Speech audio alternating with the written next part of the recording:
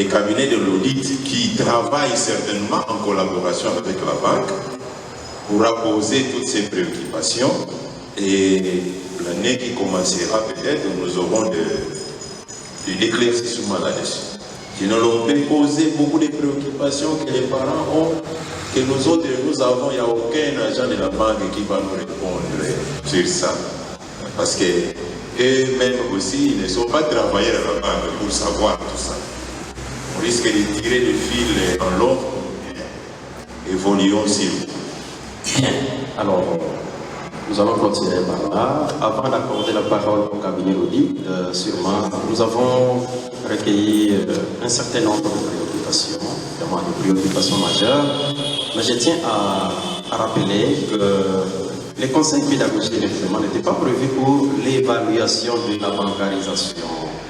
Nous avons un moment pour évaluer la bancarisation.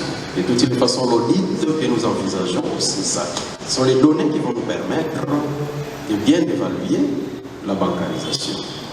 Alors, du moins, nous avons tout simplement voulu recueillir un peu votre perception de ces changements organisationnels. Vous vous rappelez comment est-ce que nous avons commencé au début? Il y avait un peu de tiraillements et ainsi de suite. Alors, il y a de ceux-là parmi nous dont le regard ne s'est limité qu'au niveau du nez. Ils ne voyaient pas loin l'importance de la bancarisation et tout. Donc, il y avait des informations, des vérités, des contre-vérités. Alors, nous avons du moins tenu, nous sommes rendus à la fin de l'année. Alors, votre perception, j'ai compris, il y a la paix sociale, j'ai compris, il y a l'atterrissage en douceur, mais en dépit de tout ça, il y a quand même pas mal de préoccupations qui demeurent. Alors, nous avons réglé ces préoccupations.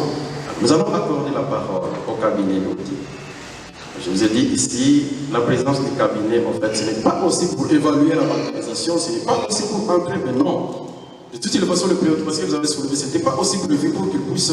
Mais la présence, en fait, c'est aussi pour se rendre compte un peu de votre perception, de là où nous en sommes actuellement, et aussi pour préparer déjà le terrain pour les prochains exercices. Il ne faudrait pas quand on va voir maintenant des auditeurs sur le terrain, qu'on commence peut-être à adopter notre attitude, on commence à les considérer comme des espions, mais non, ils vont venir pour faire leur travail et ça doit faire partie des éléments de notre culture organisationnelle. Accepter d'être audité et les éléments ou les résultats de ces audits vont nous permettre d'améliorer notre manière de gérer, notre manière de fonctionner. Alors, chers membres du cabinet, président, je vous donne la parole pour juste un petit éclairage et aussi surtout aider les chefs d'établissement, les intendants à savoir en fait à quoi ils doivent s'attendre au prochain exercice. Quels sont les documents, la méthodologie surtout, qui sera utilisée pour qu'ils ne soient pas surpris quand le moment viendra pour cet exercice. Merci.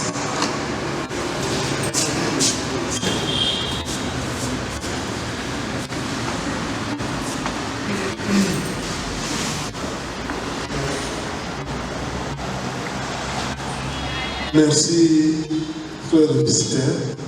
Merci, les amis. Nous, en tant que cabinet d'audit, comme je l'ai toujours dit aux frères visiteurs, nous ne sommes pas des policiers financiers. Nous sommes cabinet d'audit conseil. C'est pourquoi vous allez vous rendre compte que il y a beaucoup de rapports qu'on fait, ça se limite seulement chez les frères. Parce que si c'était policier, on pouvait même arrêter certaines personnes. Mais comme c'est le cabinet conseil, nous faisons un effort pour l'améliorer. Alors, je suis très heureux de constater que la bancarisation, du moins même à 90%, a réussi. Vraiment, je suis très heureux. Parce que dans une entreprise, il y a deux mouvements seulement qu'on surveille, ou dans une association. Maîtriser toutes les recettes et maîtriser toutes les dépenses. Il n'y a que ça. Donc si on maîtrise toutes les recettes, on maîtrise toutes les dépenses, c'est fini, l'organisation travaille normalement. Alors, donc, j'ai comme l'impression que nous sommes en train de maîtriser les recettes. De ce côté-là, jusque-là, ça va, même si on aura des séances de travail avec la banque. Parce que, comme vous venez de le dire ici, que effectivement, il doit y avoir des problèmes au niveau des recouvrements. Nous allons discuter avec la banque comment faire les logiciels. Parce qu'en réalité, pour les gens qui ont des comptes, quand il y a entrée, la banque signale même dans les appareils. Et quand il est sorti, on signale même pas dans les appareils. C'est comme ça même un PDG peut être en France, l'entreprise est au Congo, il sait que dans mon entreprise aujourd'hui, il y a 10 000 $ qui est entré. Le crédit, ce n'est pas un don que la banque vous donne, mais c'est une dette. Vous êtes d'accord avec moi? C'est une dette. On comprend que dans la tête de plusieurs pensent que bon, voilà, alors on va prendre 10 000 $, on va faire avec ça. Mais c'est une corde que vous mettez au bout. Ça c'est bien. Il faudrait que ça soit vraiment clair dans la tête des gens. Et puis de deux, si on vous donnait ce crédit-là, on ne va plus vous donner, je ne sais pas, des prêts à l'école. Je pense que la note circulaire des frères visiteurs est claire là-dessus. Vous voyez certains, chaque fois, ils viennent solliciter un prêt, enfant ceci, enfant cela, cas social et tout. Ça n'existera plus. Tous ceux qui vont souscrire. Mais alors, je vous présente tout de même des préoccupations que vous-même, vous avez soulevées. Dans les écoles, il y a un chef d'établissement qui dit, mes frères, j'attire votre attention. Dans mon école, tous ces enseignants qui mettent la pression, qui veulent à tout prix signer les formulaires, obtenir ce que... Ce sont des enseignants qui sont sur la liste noire. La liste noire, c'est-à-dire en voie d'être révoqués par leur comportement médiocre, leurs prestations médiocres, et ainsi de suite. Je dis même qu'il y a de ces enseignants dont les noms figurent déjà sur la liste de ceux qui, en principe, si l'autorité acceptait, qui devraient être permis. Alors, si ces cas arrivent, par exemple, les cas de révocation, et dès lors que l'enseignant a déjà touché ce qu'il devait toucher avant, est-ce que les enseignants veulent profiter du label, les frères des écoles chrétiennes? Les frères des écoles chrétiennes, évidemment, ils sont crédibles à la banque, oui. Vous profitez de ce label, oui. Alors, si ils ont un cas de révocation, cas de décès, ou en cas de permutation, l'enseignant, au moment où cette année, il va obtenir ce crédit, il a signé, il est au collège de la salle. Mais s'il y a des mouvements dans le réseau, parce qu'il y a des mouvements, il doit quitter de la salle pour aller prester ailleurs. Comment est-ce qu'on va gérer ces mouvements? La banque n'est pas tenue de connaître la réalité à l'interne. Ce sont des aspects à prendre en compte. Nous sommes en train de... Et autre chose aussi, il faudrait que ça soit clair. C'est vrai, les gens ont signé et tout, mais est-ce que tout le monde est éligible? Donc, pour dire qu'il y a un travail de fond que nous sommes en train de faire, que nous allons continuer à faire à l'intérieur. Alors, c'est vous, les chefs d'établissement, qui devraient être suffisamment informés, éclairés, pour nous aider à transmettre la bonne information aux enseignants qui pensent que le crédit, c'est un don que la banque veut leur donner et ils peuvent en faire ce qu'ils veulent. Ça, pour que ça soit clair. Et peut-être on a de voir comment est-ce que s'arranger pour que ce soit l'enseignant et sa famille qui s'engagent directement avec la banque, de sorte que, en cas de... Oui, que ça ne puisse pas retourner. Montrez-nous, parce que là, ça sera comme une corde au bout. La banque, vous voyez, les frères des écoles chrétiennes, ou l'enseignant qui avait bénéficié de. Maintenant, l'enseignant n'est plus dans le réseau, l'enseignant décède et tout. Ils vont demander aux frères visiteurs, oui, de payer cette dette. On va demander à l'école de mettre la main dans son budget pour payer, parce que la banque, oui, il doit recevoir son argent. Je ne parle pas sous réserve des experts qui sont ici, mais quand même, je parle avec conviction. Je sais que ce que je dis, voilà. Bien, alors, ce n'est pas pour susciter les débats, mais je vous présente des préoccupations. Et nous avions déjà sur notre table, mais des préoccupations que vous-même aussi, vous venez de soulever. Donc, alors, peut-être juste une intervention. Je vois les frères Victor qui voudraient parler par rapport à ce dossier, crédit des enseignants, oui. Autre chose? Bon. Alors, d'accord. Alors, donc, pour ces dossiers de crédit, c'est juste pour évoquer ça, pour que vous sachiez que, bon, il y a un travail de fond qui est en train d'être mené, c'est vrai, on a rempli, mais il y a encore des aspects à prendre en compte. Et nous devons aider les enseignants à avoir la bonne information par rapport à ça. Oui, soyons brefs. Merci, cher frère, directeur du BEL. Je crois que nous avons tenu ici la première réunion avec les agents de la banque. Et ces préoccupations ont été soulevées ce jour-là. Alors, le jour où vous avez donné dans les écoles les fiches qu'on a pu se les formuler, c'est-à-dire que vous aurez déjà étudié tous ces contours. Les professeurs sont en vacances. Maintenant, vous dites encore, vous revoyez, vous allez encore vous réfléchir encore pour ces problèmes-là. Mais on ne sait pas. Et vous avez donné de l'espoir à tous ces enseignants. On dirait que pour ce moment, ça patrouche, on ne sait pas exactement à quand. Et les enseignants ont rempli les formulaires, vous les avez dans vos bureaux. Et qu'est-ce que les chefs d'établissement doivent encore faire? Ils ont fait leur travail, ils ont expliqué aux professeurs, il y a ceux qui ne se sont pas engagés dans nos écoles, il y a ceux qui ont révisé, qui seront là, qui n'ont pas de problème, qui ont révisé, qui n'auront pas de crédit. Et chacun a réfléchi.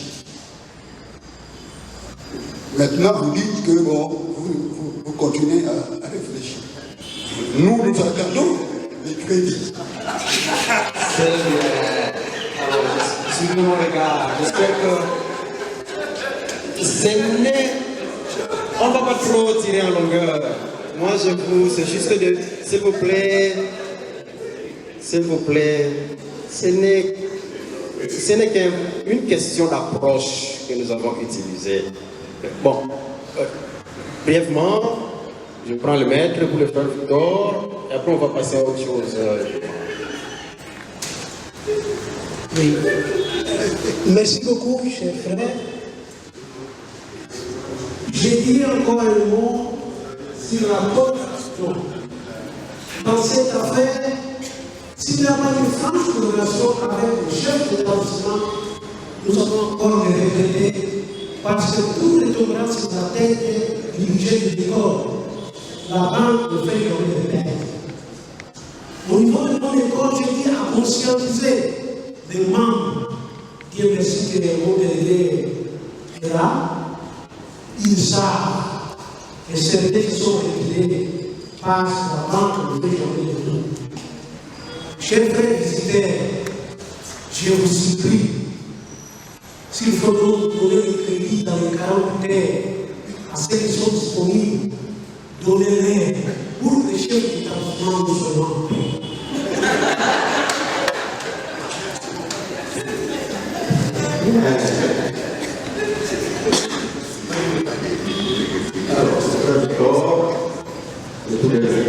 Est-ce que moi, c'est le temps de parler de crédit, c'est pour parler de problème qui fort au début de l'année 2023 et 2024, de perturbations, problèmes de bancarisation. Dieu merci, parce que vraiment ça a évolué. Mais il y a aussi des assurances sur le problème uniforme. Les parents ont fait une semaine, les parents à la procure, ou à table, uniforme, de gymnastique et autres. Est-ce que vous avez déjà pris des dispositions? Parce qu'au niveau du organisation, à la rentrée, comme les uniformes traînaient, alors j'avais demandé aux parents d'aller acheter les uniformes au marché. Et on a vu ce qu'on a vu. Les gilets courtes par rapport à l'école voisine, où il y a des chaoumas, des filles mortes et des blanches. C'est vraiment présentable au niveau du collège d'Asta, les blouses, les chemises, le pantalon avec Parce qu'il y a un secteur, il y a quelqu'un qui s'en occupe, bon, il n'est pas là, peut-être c'est lui qui pouvait nous en dire plus. Donc au moment venu, peut-être que nous allons publier un communiqué pour apporter des précisions par rapport à cette question. Bien, alors, très chers frères visiteurs, chers membres du bureau, frères visiteurs, chers directeurs adjoints du BEL, chers chefs d'établissement, chers DEA, intendants, chers membres du COPA, chers partenaires, membres du bureau d'audit CFAO, chers Assanéfiens, chers tous, chères toutes, nous venons de finir avec la première phase. Finalement, c'est la phase la plus longue. Nous avons voulu procéder ainsi et de façon stratégique. Pourquoi? Parce que la deuxième phase, la phase de l'évaluation pédagogique, je sais qu'au moment venu, vous nous ferez parvenir vos rapports et nous aurons le temps d'exploiter en interne tous ces rapports. Alors, cette phase, généralement, nous prend beaucoup de temps parce que nous accordons la parole et chaque école nous présente dans les moindres détails. Alors, nous procédons ici, surtout quand il s'agit du bilan en mi-parcours et tout. Alors, vous voyez déjà, nous avons plus ou moins une idée. Nous avons les résultats du bilan en mi-parcours et maintenant nous sommes à la fin de l'année. Nous allons juste compléter un peu les informations que nous avons. Alors, nous allons accorder la parole aux écoles et on va accorder juste peut-être 2 minutes, 1 minute ou 2 minutes à chaque école sans trop de détails, puisque les détails, nous allons les lire dans les rapports. Ici, nous voulons que chaque école puisse tout simplement aider l'autorité à mesurer la température. Comment est-ce qu'on a atterri? Présenter la situation globale. Et quand je parle de la situation globale, peut-être juste les taux de réussite, les taux d'échec, d'abandon. Si vous avez déjà ces statistiques en main, parce que hier, il y a quelqu'un qui m'a dit qu'ils sont en train de travailler encore sur ces données. Si vous n'avez pas encore ces statistiques, bon, je sais que dans un futur proche, vous nous le ferez parvenir. Comme ça, là, en ce moment-là, vous allez tout simplement nous donner un bilan ensemble qui prend un peu en compte tous les aspects administratifs, pédagogiques et ainsi de suite. Nous avons déjà parlé des aspects financiers, on va y revenir là-dessus. Je ne sais pas si je me fais comprendre. Bien. Alors, il n'y a pas un ordre, je ne sais pas, préétabli. Pour le COPé, nous allons parler au collège de la salle, nous allons accorder la parole au collège de la salle et au complexe Frère Kadilou. Bref, 2 écoles, mais en 5 minutes, on peut avoir une idée de la manière dont vous avez atterri dans ces écoles. Merci, cher frère, pour la parole. Pour les collèges de la salle, hormis les classes de 8e et 4e, nous avons eu à la fin de l'année 848 participants. Sur les 848 participants, il y a eu 728 réussites, soit 86%, contre 120 échecs, soit 14%. Voilà pour le collège de la salle. Pour le complexe scolaire Frère Kadilou, nous avons eu, hormis comme je l'ai dit tout à l'heure, les classes 8e et 4e. Nous avons eu 363 participants.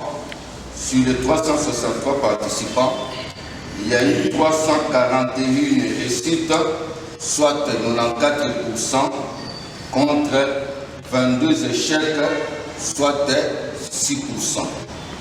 Voilà en résumé les résultats de nos deux écoles. Merci. Bravo, les élèves ont fait ils ont amélioré les taux d'échec à 97.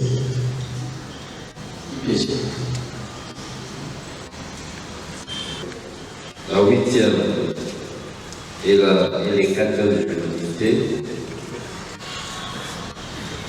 a présenté 351 élèves.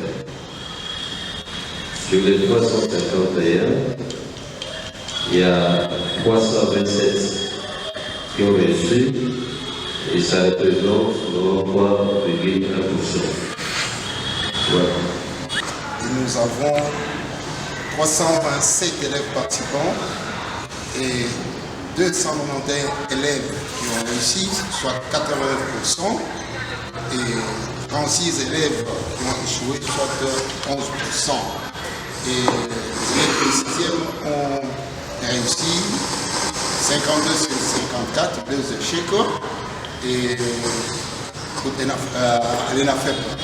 Et pour la 8e, la 8e a fait les 100%, et dans l'ensemble de l'école, tout le monde a réussi. Merci. Bien, merci. Nous avons fini avec Bopé. Nous sommes à Kitambo maintenant. Saint-Georges et Luzolo. Un mot. Saint-Georges et Luzolo. Merci pour la parole. Pour le collège Saint-Georges, il y a eu 1305 participants. 1305 participants. 1145 ont réussi, soit 88% de réussite. Et 106 sont échoués, soit 12%. Nos élèves ont fait de 80% et qui sont derrière eux. Mais ils ne paieront pas de frais pour l'année suivante, 2024 ou 2025. Voilà un peu ce que nous pouvons dire. Pour les collèges Frère Solo, il y a 5 élèves qui ont obtenu 80%. Et comme d'habitude, ils seront épargnés pour les frais scolaires pour encourager les parents qui viennent avec leurs enfants. 75% de réussite. Et c'est sa 3e année d'existence. Et nous félicitons les frères visiteurs parce qu'il y a déjà la fondation pour cette école-là qui laisse ses bâtiments propres. 75% de réussite, pas encore 25% d'échec. C'est quand même énorme. Et primaire, maternelle, voilà. Brièvement. Merci pour la parole. Pour l'école maternelle, nous avons débuté avec l'effectif de 69 enfants dans toutes les classes confondues, dont 39 garçons et 30 filles. Et l'effectif est resté le même jusqu'à la fin de l'année scolaire. Faisant lecture de ces tableaux, il est de constater que 69 enfants ont réussi, donc 100% de réussite. Merci. Bien. Primaire. École primaire et voix. Nous avons 65 élèves. Tout le monde a réussi. Vous aurez beaucoup plus de détails dans le rapport de l'année scolaire. Bien, tant mieux. Et 1, c'est le 521 ont réussi, soit 88%. 72 élèves ont échoué, soit 12%. Et nous avons connu une déperdition de 6% d'élèves. Merci. EP2, Saint-Georges. Merci, je fais pour la parole. L'effectif du pays était de 701 élèves. À la fin de l'année, 646 élèves ont participé. Réussite 542, soit 84%. Échec 104, soit 16%. Et en fait, tous les élèves finalistes ont réussi. À la fin de l'année, 667 ont participé au examen. C'est 667, 553 ont réussi au moins soit 83%. Et 114 élèves ont échoué, 17%. Les abandons, au moins 40 000 élèves ont abandonné au cours de l'année, soit 7%. Les finalistes, ils étaient 114, tous ont satisfait. Bravo, je constate qu'aux écoles de la gratuité, les taux de déperdition, l'abandon n'est pas aussi considérable. C'est un exploit. Et puis,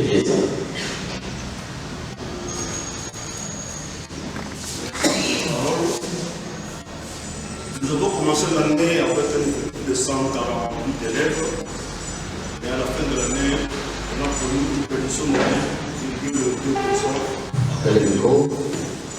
Immédiatement, nous avons une perdition de 2,02% à cause du logement de parents. Le taux de participation était de 141 élèves à la fin de l'année, 134 ont réussi, soit 45%, 7 ont échoué, soit 5%. Les 6 ont fait 100%, donc 22 sur 22. Merci. Bien. Collège Père Diez.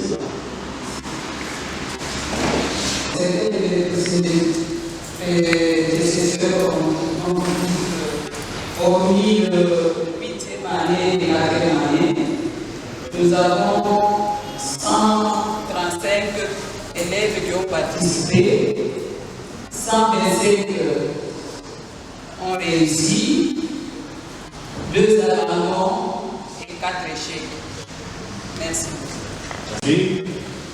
2244 élèves ont présenté toutes les épreuves de fin d'année scolaire.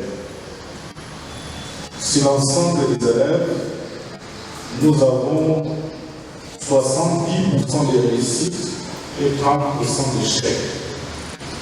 Et dans les réussites... Bonjour chers frères. Bonjour. Voilà, nous voulons avoir juste vos impressions à l'issue de cette rencontre de chefs d'établissement lassalliens et qui se sont organisés ou réunis afin d'évaluer cette année scolaire 2023-2024. Quelles sont vos impressions et quelles sont les recommandations que vous faites aux chefs d'établissement des écoles lassalliennes? Je suis content, mes impressions sont très bonnes de voir comment nous sommes en train, je dirais, d'arriver ou soit de clôturer cette année scolaire en toute douceur. Ça a été une grande joie pour moi parce que, comme nous le dit la Sainte Bible, mieux vaut la fin d'une chose que son commencement. Au commencement, on se posait beaucoup de questions de ce que sera cette année, mais voilà, à la fin, nous sommes heureux de voir que nous avons vraiment clôturé cette année en douceur. Et les conseils pédagogiques que nous venons d'avoir pour cette année, la deuxième et la dernière, a été très riche. Le débat a été houleux. Chacun a pu s'exprimer de façon libre. Et il y a des choses qui restent encore à faire, surtout avec notre cabinet d'audit pour la bancarisation. Il est vrai que c'est pratiquement impossible de tout traiter aujourd'hui. Je crois qu'un autre moment sera trouvé pour ces dossiers. Est-ce que vous êtes satisfait après avoir écouté différents rapports que les chefs d'établissement ou les représentants vous ont présentés? Vous dites satisfait de cette année 2023-2024? Je suis très satisfait. Je crois que la réussite dans toutes nos écoles a été bonne, au regard des résultats qui nous ont été présentés par les différents chefs des établissements. c'est une grande joie et de voir nos enfants bien réussis, que ce soit au niveau de l'école, que ce soit aux différents tests qui ont été organisés. Et mon souhait le plus ardent, c'est de voir que nos enfants font aussi de très bons résultats à l'examen d'État. Nous attendons les résultats de cet examen et nous croyons que les résultats seront bons. Et quelles sont les perspectives d'avenir? Les perspectives d'avenir, d'abord au niveau des écoles, comme nous l'avons entendu, c'est d'améliorer l'environnement scolaire. Nous le savons très bien que l'environnement scolaire joue un grand rôle dans le processus de l'apprentissage. Plus cet environnement est bon, plus la réussite c'est aussi totale. Et moins cet environnement est bon, moins la réussite sera aussi bon. Je pense que nous allons lutter. C'est vrai que ce n'est pas facile de réunir toutes les conditions. Mais avec la grâce de Dieu, je crois, nous ferons de notre mieux pour mettre nos enfants dans de très bonnes conditions. Merci beaucoup et bonne suite. Merci beaucoup. Merci beaucoup. Aujourd'hui, nous avons tenu le conseil pédagogique, le conseil qui a réuni pratiquement tous les acteurs éducatifs du réseau lassalien. Et au cours de ce conseil, nous avons évalué l'année scolaire 2023-2024. Alors, le bilan qui se dégage, c'est un bilan satisfaisant. Et pratiquement, les écoles ont bien travaillé. Il n'y a pas vraiment un taux élevé d'échec dans nos écoles. Et les enfants ont réussi. Et ce que nous avons constaté aussi dans la plupart des écoles, il y a la paix sociale.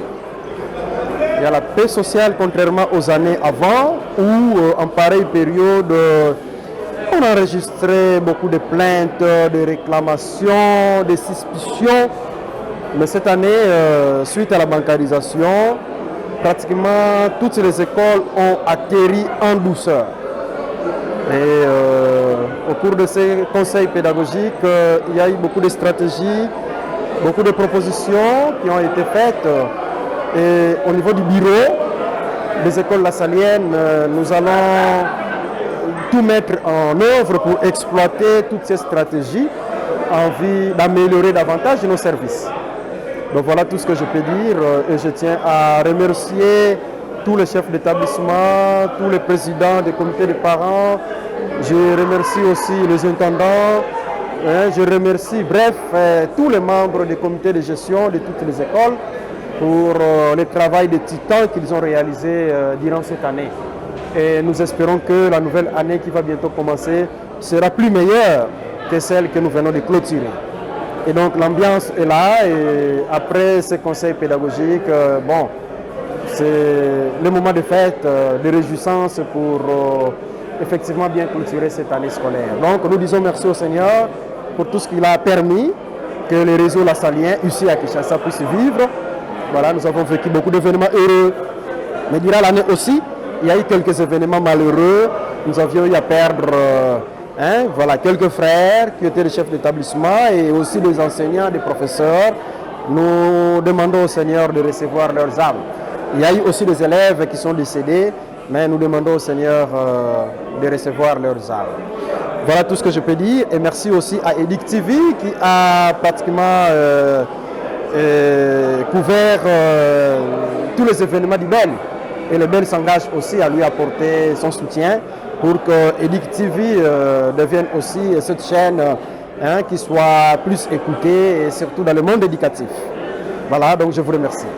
Voilà, nous nous retrouvons dans ce beau cadre du centre professionnel Saint-Georges où se déroule en ce moment le conseil pédagogique des écoles lassaliennes de Kinshasa, présidé par le frère visiteur, le représentant légal des frères des écoles chrétiennes au Congo. Et ce conseil pédagogique est dirigé, organisé par le bureau des écoles lassaliennes. Donc, nous sommes ici chefs d'établissement, le président du comité des parents, les délégués des enseignants, les parents Voilà. Et le thème du conseil pédagogique d'aujourd'hui était le bilan de l'année scolaire 2023-2024. Voilà à l'instant ce que je peux vous dire.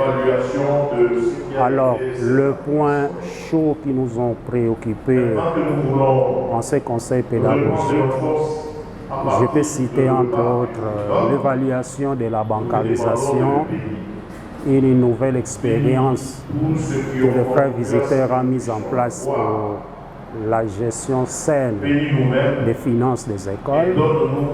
Nous avons parlé du collège de la Salle qui a de sérieux problèmes d'occupation et de spoliation de son terrain, ce qui met à mal le fonctionnement efficient de cette école.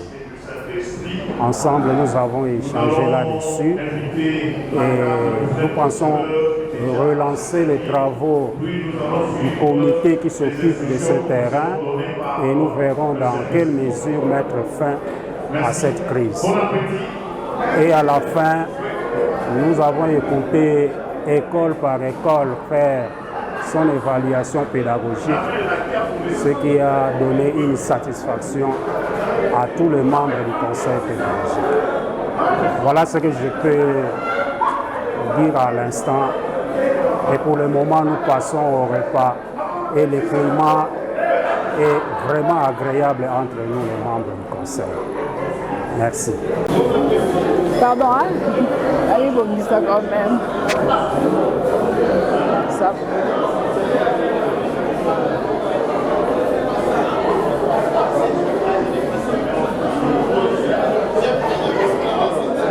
Une question? Question pour me relancer. À la réunion. Ok, d'accord. Voilà, je suis Madame Renate Moukoko, présidente du comité des parents au collège de la Salle. Et aujourd'hui, c'était une réunion pour échanger et faire le bilan annuel de l'année scolaire 2022 et 2023. Et par rapport à cela, donner toutes les préoccupations auxquelles on fait face.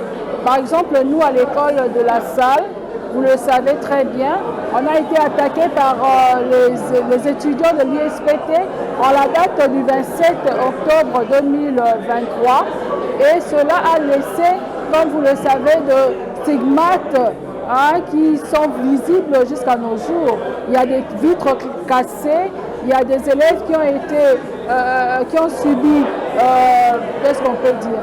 Il y a des élèves qui ont été blessés. Alors, les élèves sont restés avec des traumatismes. C'est pourquoi nous avons posé la question aux chers frères. Comment ces enfants peuvent revenir l'année prochaine avec des sourires aux lèvres? Est-ce qu'aujourd'hui, on peut nous donner, n'est-ce pas, la suite par rapport à tous ces jugements au niveau de la justice? Et nous sortons vraiment avec lueur d'espoir pour pouvoir dire qu'ils continuent, ils n'ont pas abandonné, n'est-ce pas, les collèges de la Salle. Et le collège de la Salle reste ensemble avec toutes les écoles de l'école de la Salière pour pouvoir peaufiner des stratégies, pour arrêter des stratégies pour pouvoir commencer en bonne et due forme l'année scolaire prochaine. Voilà.